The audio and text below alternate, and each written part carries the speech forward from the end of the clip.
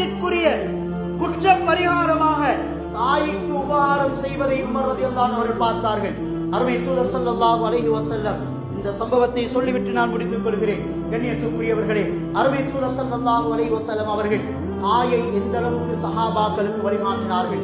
ஒரு மனிதர் வந்து சொன்னார், இன்னி அதனபு தன்பா யா ரசூலல்லாஹ், நான் பாவம் செய்து விட்டேன் என்றார்கள். நபி அவர்கள் சொன்னார்கள், தௌபா செய்யுங்கள், இஸ்திக்ஃபார் செய்யுங்கள் என்றார்கள். அந்த மனிதர் சொன்னார், யா ரசூலல்லாஹ், இன்னி அதனபு தன்பன் அதீமா, சின்ன பாவம் இல்லை யா ரசூலல்லாஹ், பெரிய பாவம் செய்து விட்டேன் என்றார்கள். நபி அவர்கள் என்ன சொன்னார்கள்?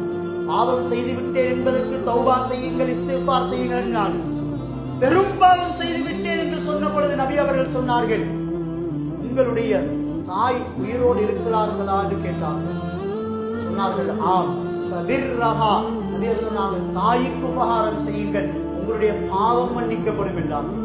கண்ணியத்துக்குரியவர்களே, பாவம் மன்னிக்கப்படுவதற்குரிய காரணியாக நபி அவர்கள் பெற்றோருக்கு உபகாரம் செய்வதை அடையாளப்படுத்தினார்கள். எனவே வாழ்க்கையில் கிடைத்திருப்பது சந்தர்ப்பம். பெற்றோரை அடைந்தவர்கள், அயோத்தோடு பெற்றோரை அடைந்தவர்கள், அவர்களுக்கு பணிவிடை செய்து சுவர்க்கத்துக்குரிய வழியை தேடிக்கொள்ளுங்கள், வாழ்க்கையின் பரக்கத்தை தேடிக்கொள்ளுங்கள். அவர்களை இழந்துவிட்டு அழுவதில் எவ்வித பிரயோசனம் இல்லை என்பதை ஆள் மனதிலே பதிய வைத்துக் கொள்ளுங்கள்.